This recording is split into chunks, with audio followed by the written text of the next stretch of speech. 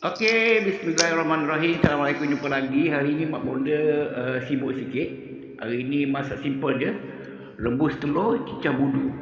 Bersama dengan pucuk paku, goreng bertelur. Okey, masakan hari ini berasaskan telur. Berasaskan telur, okey. Cicah dengan budu. Kita tuangkan budu dalam pinggang bersama telur.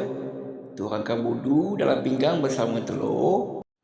Okey, lepas budu dituang, kita masukkan limau nipis. Kita perah limau nipis dengan lada cabai ataupun lada jarum. Kalau nak pedas, kita letakkan banyak lada jarum.